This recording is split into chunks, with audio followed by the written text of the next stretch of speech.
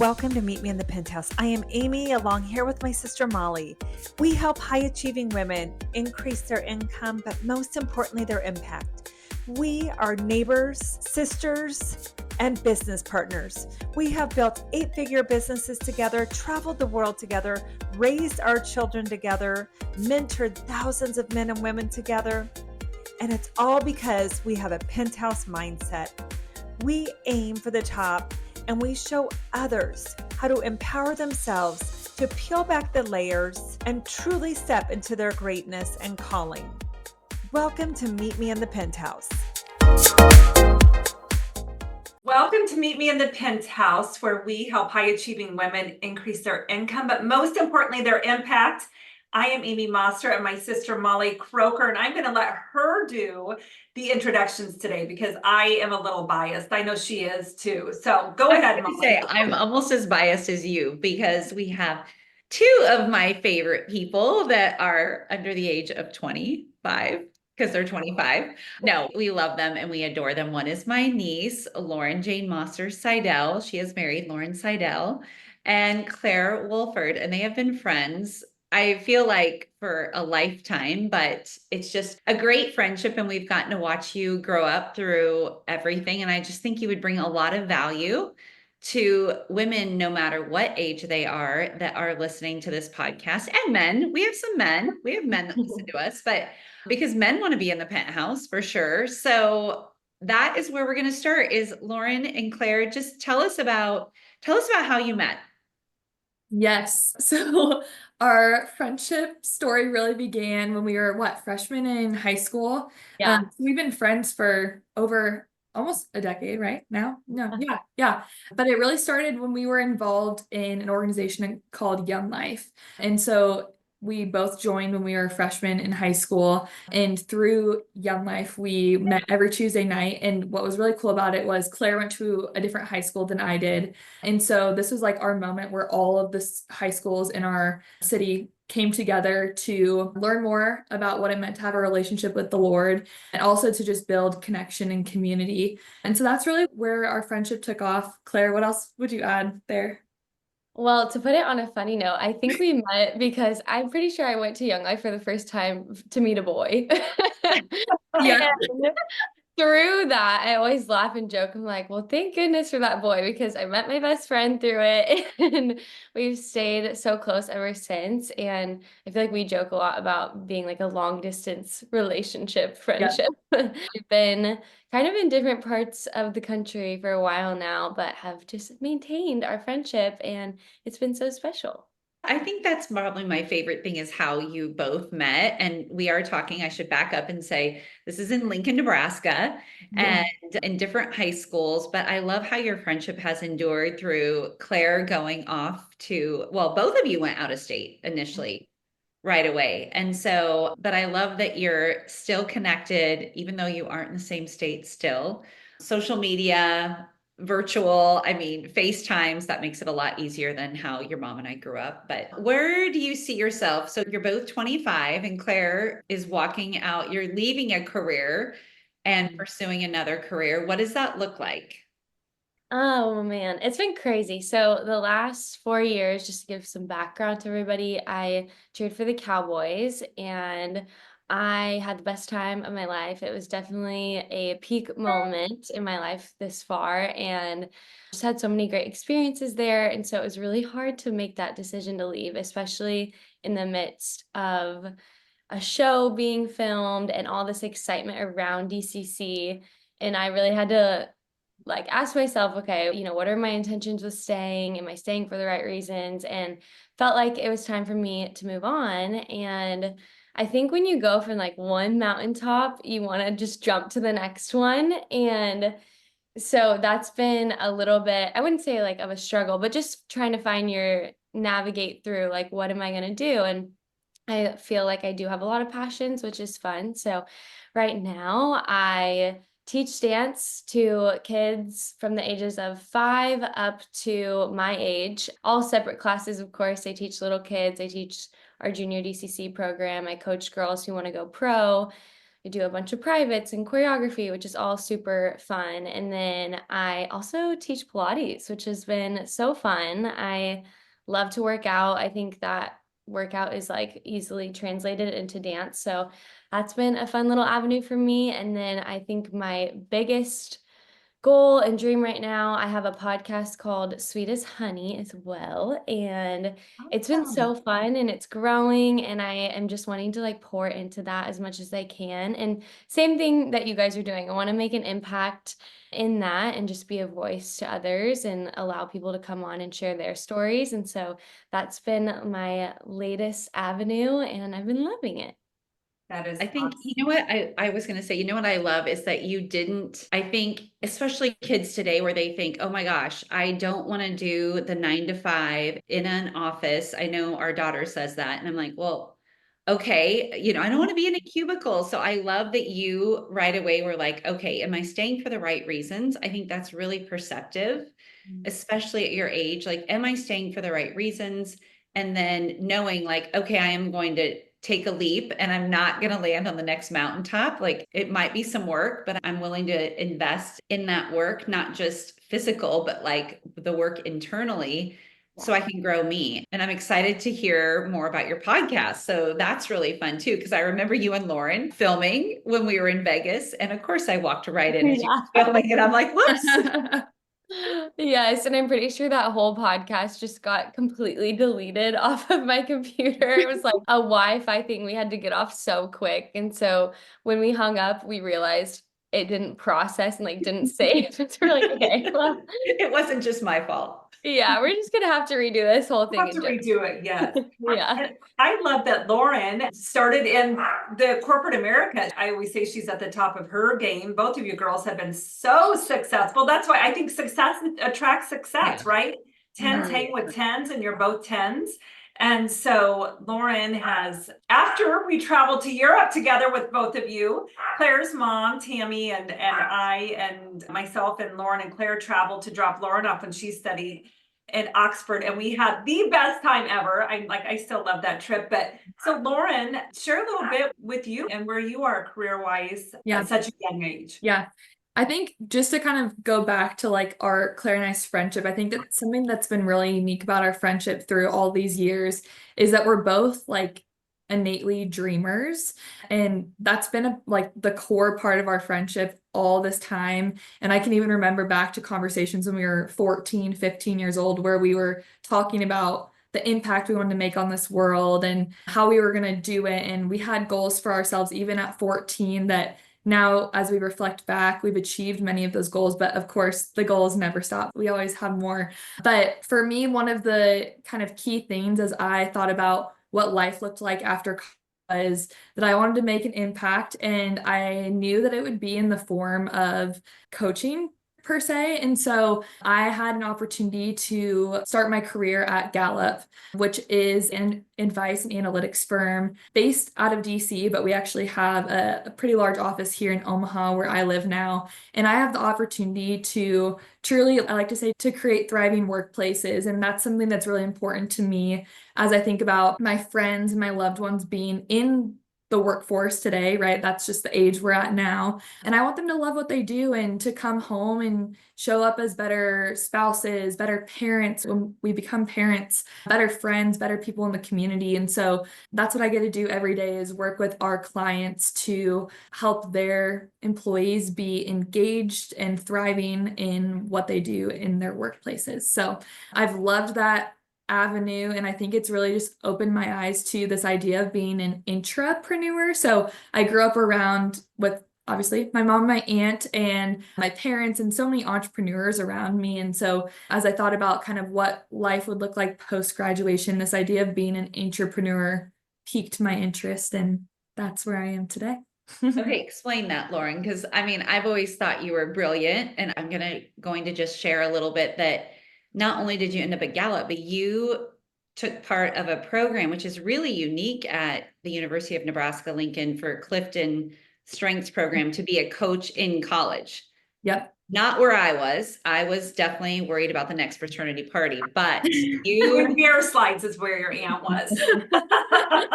this is true. I've always been the really fun one. So, but talk about that program because that really, I remember you even encouraging Amy and I had kids 13 days apart. So you encouraging your cousin, Sam, you guys, he's 13 days older than you to go through that.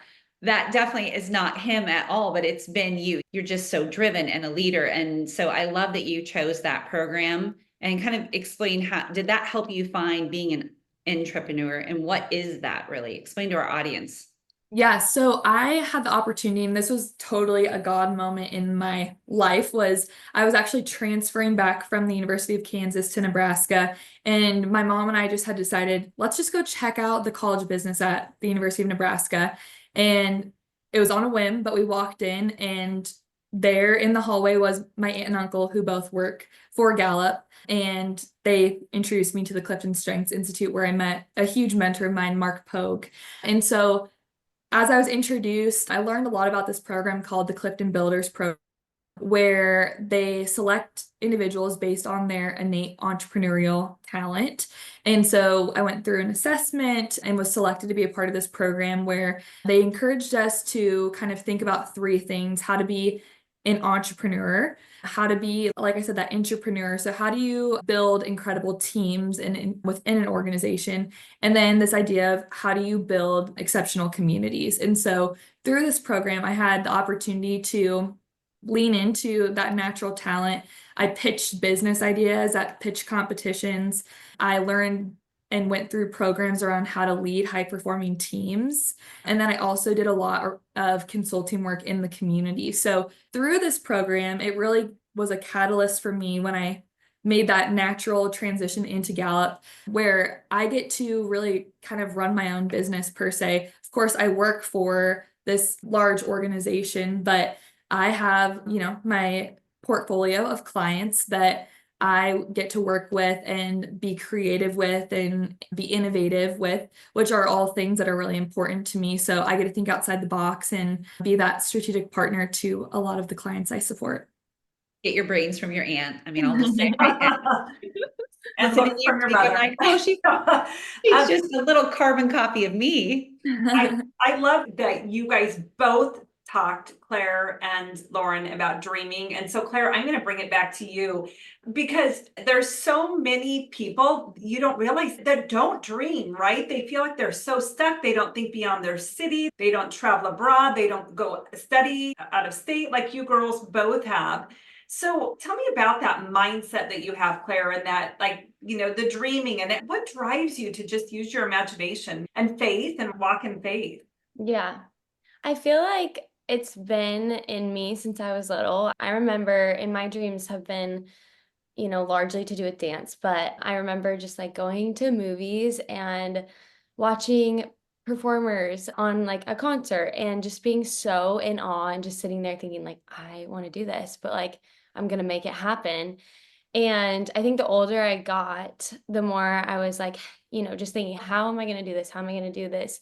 And luckily, I have a very supportive family, and my grandparents actually played a huge part in it. They were always like encouraging me to go audition for things. They would volunteer to take me to auditions, and they would give me books by Mark Batterson talking about following your dreams and those being God-sized dreams. And that's kind of where I feel like it really started for me, is just thinking like, okay, this is actually possible, and it's possible because I have God, and it's not, all on me, but it's something that's going to take faith and putting myself out there. And I think the more I just started to do that, like transferring schools and going to Arizona State and proving to myself and to my parents, like I can do this. And like the more God showed up through that, I just kept having confidence that he would continue to show up in those dreams. And I do believe like if he puts it on your heart and it's going to glorify him, like he will make it come to pass. It might not always look how you think it's going to look, but like he will put you where you're supposed to be. And I didn't ever think I was going to be a Dallas Cowboys cheerleader. I wanted to go dance professionally in LA, and that was, my big dream. And he did shift that, and like I ended up in a place that has fulfilled me much more because it's so much more service focused, and I get to, dance and live out that passion, but also make a huge impact in the community. And from there, it's just grown and grown and grown. So I think like one, just, being kind of born with that. And then, also having friends like Lauren who you can talk to and not think you're crazy and having them support you has all just like helped me be able to go out and have, that boldness to live out those dreams. Oh, I love love that you said imagination, Claire, because that's something we talk about in our coaching business is that is really the key to where when you put that with your faith, and faith, not in such a religious, but in a more spiritual sense of you didn't know how it was going to happen. You did not know Arizona State having one spot left on the dance team. I remember all of us being there is I'm like, well, of course she's going to get it. Of course she's going to get the only spot. And then like becoming a Dallas Cowboy cheerleader your senior year of college, which is probably not the typical thing that a college senior is doing. But I love that you use your imagination from a young age, but you also had massive faith. And faith is so much more than like, I believe, but it's then taking inspired action, not knowing how. You just have to put the how on hold. But you were like, I think this is going to be the next step. And who knew that ASU would then lead you to DCC? I think that's just so powerful. And I love how you girls at a young age, at 14, because there's somebody out there, there's some young girl listening, like, what's wrong with me? Like, I just like to sit and dream and imagine. And look at what you both have created because you did. You realized that, like Lauren said, in each other when you were young. And that's not something you always find in a friendship. So how has your friendship changed, Lauren, over the decade?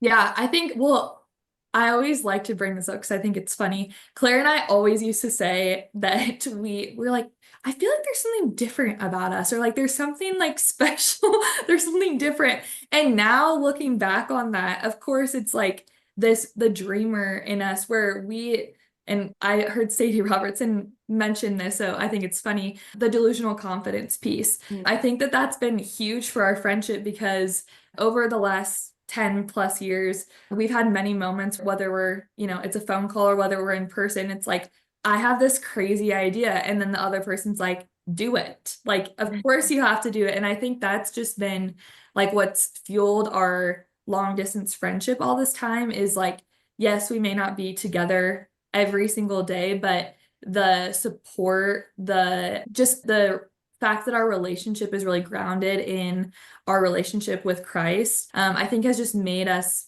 be stronger together, but also know that we're going to be each other's biggest cheerleaders along the way too. Legitimately. Yeah. Yeah. Well, and your whole family, because you guys always showed up to my games at AT&T Stadium, which is so sweet. And of course. I feel like just so much more special when you like have just, more people involved in those dreams. And, you guys have always been so encouraging to me. And I think like the older you get, I mean, you guys know this too. It's like you just really get picky about who you surround yourself with, and who you talk to and who you spend time with is who you kind of become. And so like having Lauren there, she's one of the only friends I really keep up with from Nebraska, but I think it's just because she and I are always on the same page in those things. And she'll call me one day and be like, I just gave a speech at something in Nebraska, at the University of Nebraska, or I'm going to talk at this women's conference. And I get to sit there and be like, wow, you're amazing. Go you. And then I get to call her some days and tell her like, oh, I'm teaching at this today and I'm doing this interview. And we're just always so supportive, and there's no form of like jealousy or envy in each other. I think we're just like so excited because we feel like we're sisters, and you champion each other's success when you feel like that.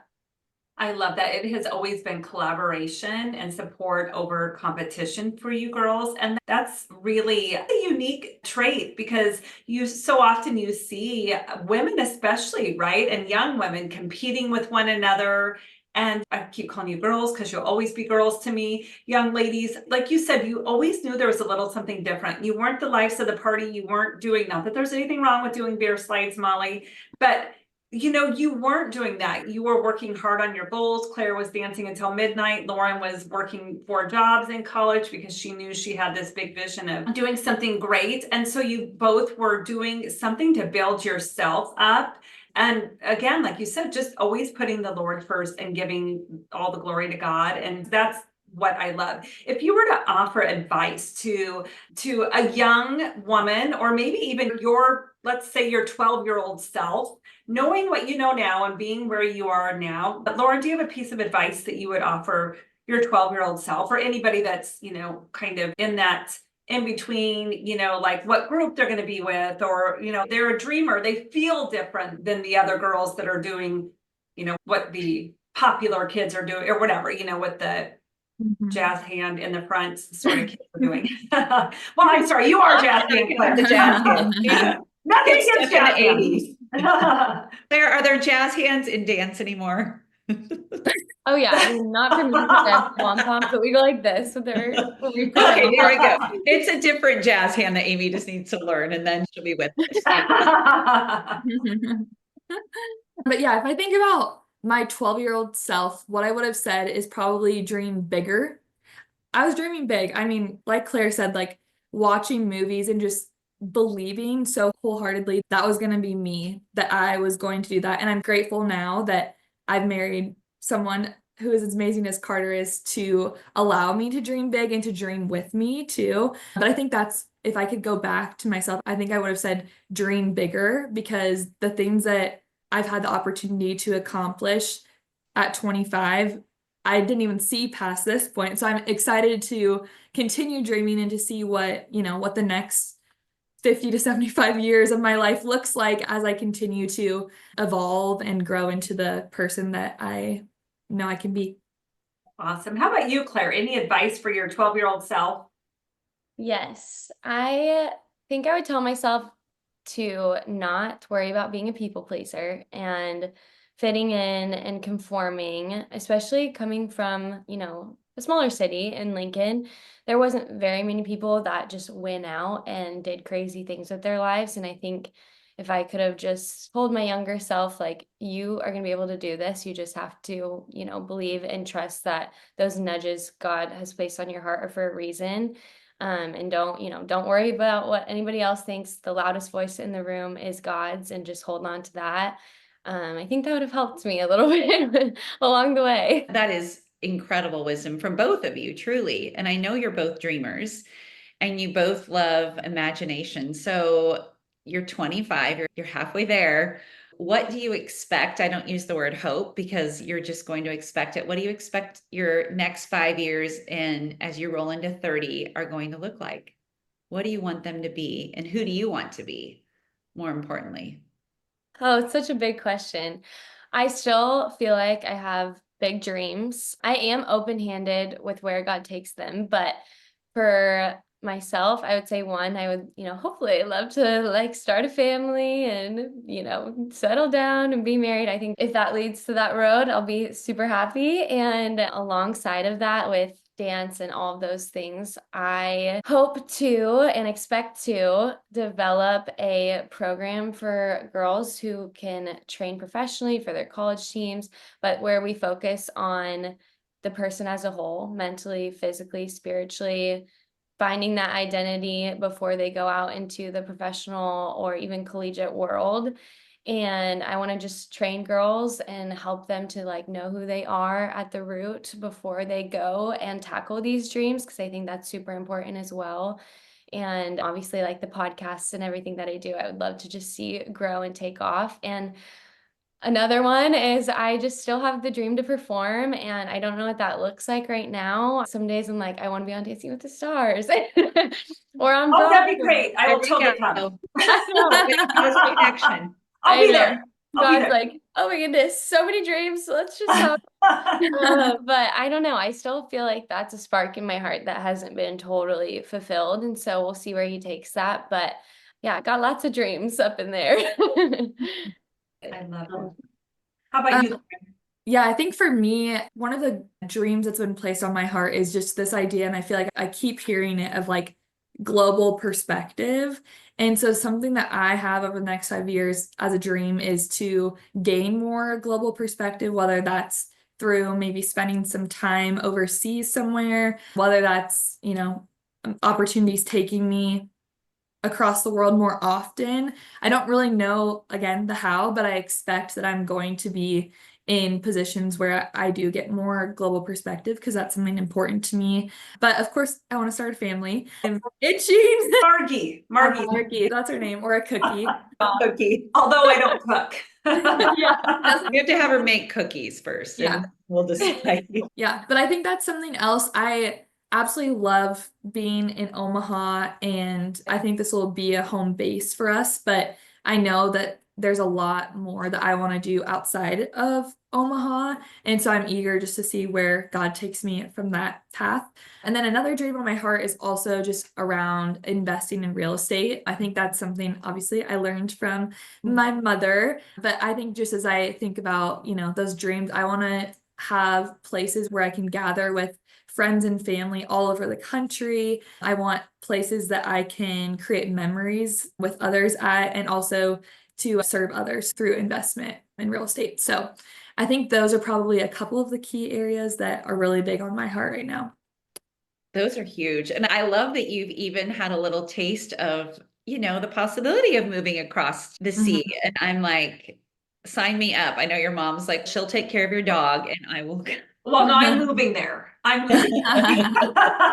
Cookie is coming. Cookie is coming. Claire, I've always been your biggest fan as far as being a backup dancer. I mean, the bands may change over the decade of what's popular, but I'm like, I am always your biggest fan. Well, both of you girls, really. You're doing incredible things. And I just love how you've had your friendship rooted in the Lord. And I think that is a huge key to why you've had just such a successful decade together. And this is just the beginning. I look at my best friend and we met in 5th grade. And so still, all these decades later, that'll be you, which is going to be really neat to unfold. Amy, do you have anything else that you want to ask before our final question? Yes. I was just going to ask our question. Our podcast is called Meet Me in the Penthouse, and Penthouse means something different for everybody. People think it's real estate because I'm in real estate. And obviously Penthouse is, a mindset as well. So Claire, if I were to ask you, what does living in the penthouse mean? What comes to mind when I say that to you? I think the first thing that comes to mind for me is just community of loving, godly dreamers, like we've been talking about, just being surrounded with those people. I feel like when I think about, what I want with my life forever, I want family and friends around me. I want a revolving door for my house to people to like come in and out, and just being that host and having that strong community. I think there's like nothing more that I could ask for in that. And, maybe the dreams and everything like are a part of that as well. But I really do believe like it's about the people you're around. And yeah, I feel like in that, when I think about Penthouse, I'm like, yeah, I think just being surrounded by the people you love the most. That's wonderful. I love that response. Thank you. Yes, how about you, Margie? I think when I think about the penthouse, I'm thinking about just the feelings of being in the penthouse. So I'm kind of taking a different approach. But when I think about just like the meeting you in the penthouse and that will feel like and look like, it's felt with joy. I think one big thing is I think about what I want the rest of my life to look like is that every single day I'm filled with joy and surrounded by, kind of to Claire's point, surrounded by people that are ready to kind of move along with me. I don't want to ever feel like I'm in the basement in terms of what those friendships look like, where I feel stuck. I feel like those people aren't making me better. And so when I think about the penthouse, I'm thinking about joy. I'm thinking about those friendships that will help me flourish. And I also, of course, am thinking about the success that comes along the way with that, whether it's through, real estate investments, whether it's through being influential in terms of the clients that I get to work with and serve. That is what I feel the penthouse looks and feels like. That I is love awesome. that. You know what? You both girls, you gave completely different responses than we've ever heard from anyone. So I love that Love you, that. and That's being here together, phenomenal. you gave different responses from each other, which is so Phenomenal. powerful. You're so Yes. smart. You're so So smart. Yes. sassy, smart, and beautiful and successful, and you're going to continue to grow. And we're just to be along for a ride and to have we have a front seat because we don't sit in the back seat, but we have a front seat to. And we do expect front seat to Dancing with the Stars and like the stays at the Airbnbs that you're going to own. Laure and I do expect priority. Visiting you in Australia and all the things. So it's going to be fun to watch it all unfold. And thank you guys. Thank you for blessing not just us, but our listeners as well. So we look forward to seeing you in the penthouse. Thank Yeah. Thanks for having us. It's so fun. Thank you for tuning in today for Meet Me in the Penthouse with Sisters Amy and Molly. Please rate and review. We love those 5-star ratings and would love to have you go to our website at sistersnextdoor.com.